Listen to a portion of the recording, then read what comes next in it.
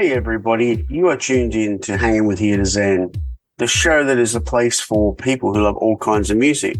We really hope you enjoy your time with us today. Make sure you hit subscribe if you already haven't, and hit that notification bell to be kept up to date. We would love to hear from you over on our social media platforms, so just search Here to Zen and you'll find us. Lastly, could you leave us a review on Apple Podcasts, Spotify or Google Podcasts, or wherever you're going to be tuning in from? Those reviews help other people to find us, so we appreciate the reviews and the support. Thanks so much for tuning in.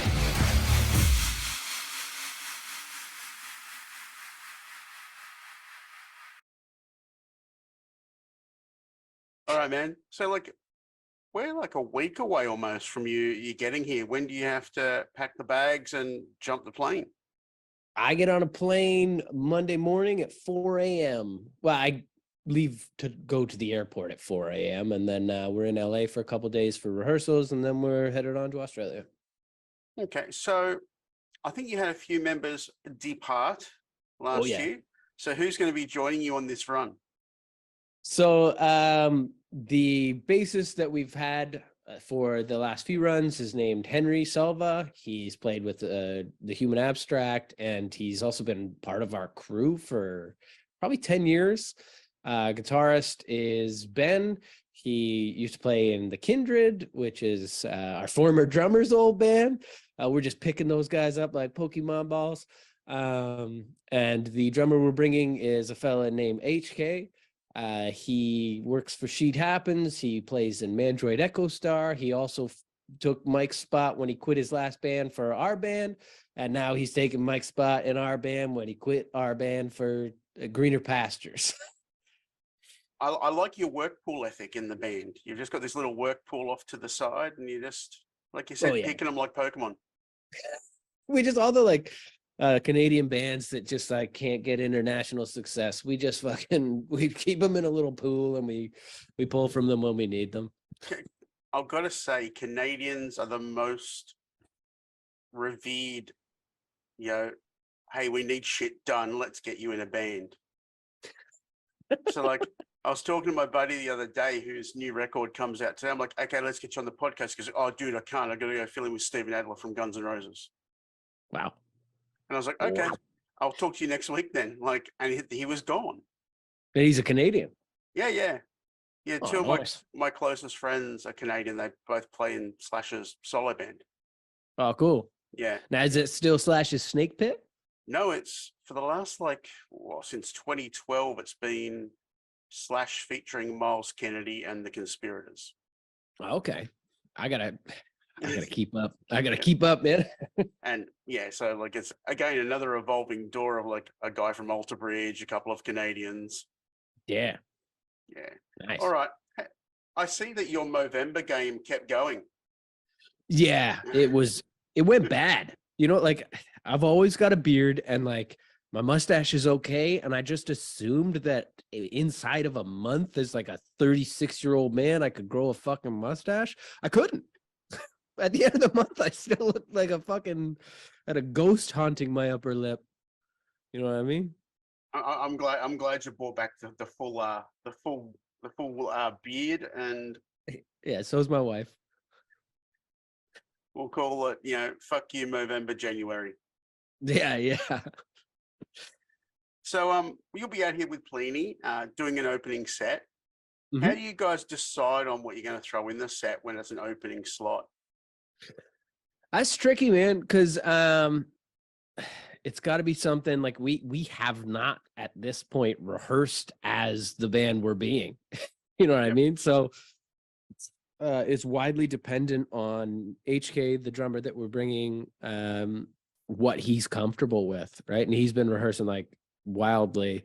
So what he's good with, it widely depicts the set. Fortunately for us, he's done his due diligence and gone all over our discography. So I'd say I don't think there's much from Keziah, but there's a good mix of the rest, despite the fact that I love a 40-minute set. I love 40 minutes. It's just long enough for me to get into it and get the fuck out, Yep. So I know Yeah. you had some voice issues a couple of years ago. So what do you do differently to look after yourself on the road now? Uh, I warm up and I cool down pretty much every night, which I wasn't totally doing before. And it's a different warm up than I was doing when I was doing it. And I just try to take care of myself a little more. I try to lay off the booze so much, but Yep. I try. You try. A big part of touring that makes touring fun is just like drinking a couple beers every night, right? So I don't know. I don't know if I'm that serious of a vocalist where I want to take it that seriously and not have fun. So you know what I'm Have saying? do you drinking like you did Movember and you'll be fine. Yeah, yeah. That's an excellent comparison. That's the way I look at it. You Yeah. also did a few collaborations. You've done a TikTok EP or a Twitch Oh EP, yeah. sorry. And you've Yeah. also you did like a guest appearance last year. Do you enjoy branching out and doing a lot of that stuff? Oh fuck yeah. Yeah, I just, as I was saying to the other gentleman I was speaking to recently, I just have this like desire to create constantly. And it's like it's not all good. You know what I mean? But like I just have to make something for better or for worse. So Yep. it's like I've got hard drives and hard drives full of just like basically dick jokes, but hours of music. Um, and yeah, I love collaborating with other artists. Like I think the one you're referring to is with a band called I can't remember their Rival band name, Town. but Rival Town, right? Rival Town. I loved the song. I came across that guitarist on TikTok. He was just making like hilarious fart videos. Like Yep. literally, his name was Daniel Day Puis, and he just like makes funny videos where he farts. Tons of people have seen it. It's like farting on a roller coaster and shit like that. And I just left a comment and he hit me up like immediately. He was like, yo, would you fucking sing on my band's track? And I was like, oh yeah. Oh fucking yeah. So now So he like needs to owe you the favor of a fart on your next album. that's true. Actually, he did while we were filming the video for that, he put me in one of his fart videos on TikTok and I couldn't be happier about it. Who needs a Grammy when you're in a fart video? Not me. Not There you me. go. You've made it. Yeah. You're in the fart video. Yeah, I'm on the fart talk. Now, here's the thing: TikTok, Twitch. You know, Mhm. my kids are all into it. I still haven't dove in the deep end with that yet. How important is that for a band or for an artist to embrace those new platforms? I don't know. I don't know that you have to. I don't TikTok is interesting to me. Because there are bands that have seen success solely because of it, but it seems like that success is entirely fleeting. Yep. Like not that many people learn their songs. They learn moments of their songs and they're not that interested in the full song. I love TikTok. I love the creative people that it inspires. I love watching this upcoming generation like learn things like fucking guitar. Like there are kids coming up that play guitar that are already incredible and they're going to be even better than those of us that came before them. And I love seeing that development. I love seeing the fucking sense of humor coming out of this generation and every generation really. And that's why I love TikTok. Because it's not Instagram. Not everybody's like taking a picture and throwing their shit at it. People can try, but it's like it really takes very creative people in all capacities to be successful on TikTok. So it's wonderful. It's a wonderful waste of time to watch Yep. watch people be creative. Twitch is cool too, but neither are necessary. Like at the end of the day, how are you going to grow your band? You're going to grow your band by being a good band and having songs that people like. And TikTok and Twitch aren't that necessary, but they could be helpful. Well, I figure that with the lack of physical outlets to buy music that there are in 2023, anywhere online where you can access something you normally can't access is probably a good thing. It's true. Yeah. I mean, I love social media. I think it's so much fucking fun. And I know that not everybody has that same experience with it, but the one thing that I really enjoy about TikTok, and I don't want to make this whole thing about TikTok, but the one thing that I really enjoy about it is if you're like, the algorithm is so fine-tuned to like what you interact with, is that if you are watching TikTok and it's making you mad or angry or have like fucking toxic feelings, it's because you made it do that. It's because you are like a toxic little fucking, you sort of like got there by interacting in a very specific way. But it's like, I don't know, like if you're looking for like the joyful and creative stuff, it's there, and you can have that if you actually want it. Yeah, and we watch like a few like reels and stuff on YouTube, and I know that my wife's latest happy place is to watch people faint on roller coasters. Oh, I love people faint on roller coasters, man. She finds that like absolutely hysterical. Like you'll look across and have no idea what she's laughing at, and then she'll just turn the phone. It's just someone passed the fuck out, and it's like, it's almost like you say about TikTok. You made the choice to go on the roller coaster, so your problem. Exactly. And you defined the roller coaster.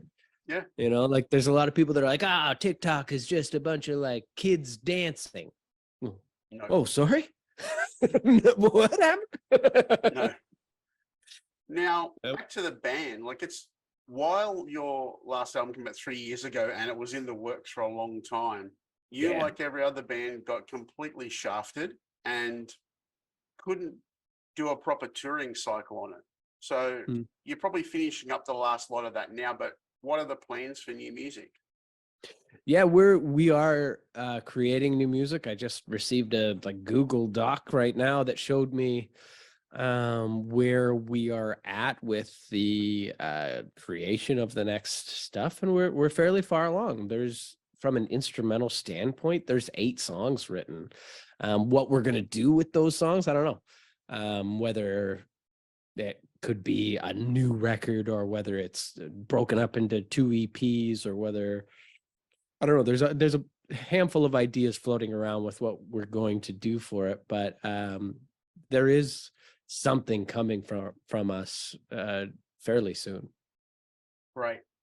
Now, do you think the idea of the full-length album is a little bit past it and we're better off getting music in smaller increments? Yes and no. I mean, like, with the way that people consume music now, it's probably more beneficial for your career to release faster, right? So like the quicker turnaround is probably better, but in relation to like the art form, I think it's variable, right? Like it should vary depending on what the sort of like thesis of the project is. If you have some idea that is going to require 9 to 10 songs to get made, that's what it is. You know, if you can get that same idea out in like 3 or 4 songs, cool. Yep. You know, I guess for me, as a bit of an old school guy, I can't handle a lot of singles coming out because you can tell they've been produced differently, and then they package them together and it sounds like a mismatched disc of things, not an album. Yeah, we put out an EP where once a month we wrote, recorded, and released a song for this 5-song EP, and that is a problem that we ran into. We did it in the same studio, it's same us, same whatever, but like at the end of it, when we tried to mix them all in a way that would make them sound cohesive, it just sounded bad. It came out shit, and people were well aware of it. Right. You know what I mean? So your rundown here is going to be a pretty quick one, but have you got any plans to get out and do much while you're here? You know what? Every time I've ever been to Australia. I've been to the Brisbane Lone Pine Animal Sanctuary and held the koala and pet the kangaroos and stuff. And I would be remiss if I didn't get to do that again. So I'm gonna find the time to do that at some point. But other than that, I don't know. I just want to suck up some sunshine and feel the fucking humidity. Brisbane's got plenty of that for you, dude. Apparently, humidity up the ass. That's what I've been hearing. I was talking to some other gentleman who was saying, he's like, "Oh, it's pretty cold there right now." I was like, "Yeah." And he was like, "That sucks here too, but just the opposite kind of way." Yeah. Now, I've got to ask you, 20 years plus into your career, who was the hero and was the protest successful? Honestly, I think when we were kids, when we were changing the band name, the hero, I believe, was probably George W. Bush. And the protest was widely not successful as the Republican Party of the United States continues to rain terror upon us all. Fantastic. Now, who are you listening to at the moment, or reading, or what's your hobby at the moment? Geez, I'm trying to think. I listened to, like I've had such a resurgence of the stuff that I liked when I was a kid, and I'm trying to buy it all on vinyl at this point. But fuck, I'll listen to anything. Like the stuff that I really, really love is sort of early 2000 or early 2000s, late 90s skate punk sort of stuff. Yep. I love the metalcore as well, some of it, like Unearth and Architects and shit like that. Actually, Australia is like a hotbed for metalcore. Yeah. But I like pop music. Everybody really, like, I'm a big Taylor Swift fan, as stupid as that is. Like, I know that people in the heavy music community might be like, "Oh, fuck you," but like, I don't give a shit. I really like her pop sensibility. I think she writes a wonderful song. I don't love her new record as much as everybody else seems to, but hey, it's got to be good. I'm really excited for the new Paramore record. Yeah. That's Paramore, one of my favorite fucking bands. Like, just nobody, even when they put out a record and I don't like it, a couple years later, I'll go back and listen to it and go like, "Oh, no, I do like it. I just fucking didn't realize it at the time." Like, that band is perfect. I love them. Yeah. Again, 20 years. What's the biggest lesson that you've learned music-wise in your career, like that you take through your day-to-day life? I don't know. Going back to like my injury, it would have been to take better care of myself, because it's like you only get one fucking voice. And like, you're a kid and everybody's like, when you start screaming in a band or singing aggressively, you are immediately met with like all these fucking adults that think they know anything, and they're like, "You're gonna permanently damage your voice. You don't do that." And they fucking say all this stupid shit, and you kind of go like, "Fuck you. Like, leave me alone, dad." But it wasn't my dad. But they are wrong. You know what I mean? Like, they're wrong to come at it from that angle. Yep. Because that puts you in this like headspace where you're like, I'm gonna scream till I do permanent damage, because fuck you. Yep. And that's definitely where I was at. Whereas if I would have just gone into it with like the logical knowledge of a human being, going like, sustained screaming isn't healthy for your voice, figure out a more healthy approach to it, I think I would have been better off and not done the damage. I didn't do damage. Sorry. I didn't really damage it, but I wouldn't have fucked it up a little bit. Yep. And so I still insist that those people are wrong, and they're wrong to say anything in the first place, because they just like create bad energy. Yep. But also, and you're a dad now, like I'm a dad as well. We all know that when a dad voice comes at you, you're going to do the exact opposite. So, oh yeah. Do you ever have those moments where you're talking, to your kid and go, "Oh shit, dad voice"? Oh yeah. Like, I'm strict as hell. Yep. Right? Like, I'm a silly fucking guy with a filthy mouth, but when it comes to parenting, like, I tend to be way stricter than I ever thought I would be. And what I'm realizing about that is that strict parents don't necessarily want the best for you. They just want you to shut up a bit. You're annoying them. You know what I mean? Yes. If I could When nod I'm my raising my head more. voice, yeah. When I'm raising my voice, I'm just raising my voice because I'm like, God, I need everybody to fuck off, man. I'm scared right now. Yeah, get me to the quiet room. Yeah. Awesome, man. Really enjoyed our chat. It's going to be a great tour. You guys are here next week. Princess Theatre in Brisbane, which is a great venue. You're going to love it. Awesome. It's got some wicked acoustics. So, it's one of our older venues. So it's really going to be beneficial to guys that actually play their instruments properly. Nice, man. Well, it's been a pleasure talking to you, Andrew. And if you don't mind me asking, what gold record is that behind your head there? Okay, so that is for Skid Row's debut album. I'll quickly tell you the story. It actually belongs to the singer of Skid Row, Sebastian Bach. Yep, who at the time decided. He's from Peterborough, Ontario, Canada. Yeah, he is. He decided at the time that a gold record in Australia didn't mean that much and put it down on the ground and let someone take it. Okay. Yeah, And he so, is. Outside of the Gilmore Girls, he's known for being a bit of a prick. Dick. Yeah. Yeah, he is. And yeah, I'm buddies with Snake from Skid Row. So Oh, I've got the okay. long-standing joke that when he's here in May, I'm going to have him sign Sebastian's album for me. That's cool. Yeah. I mean, like, I love Sebastian Bach as a vocalist. He's fucking unreal. But as a human being, he really seems like maybe not a great dude. He's a shit. Yeah. And if you want to hear a good vocalist, go check out their new guy. Yeah. I would love to. Yeah, that's the thing. I haven't really kept up with Skid Row. No, the new album's great, but you go to YouTube and you watch him sing the old songs and yeah. No offense, but you kind of go, Sebastian who? Oh, wow. Yeah. I wouldn't mind hearing that. Yeah, YouTube him. They've had him in their band for about a year now, and he's fucking great. Yeah.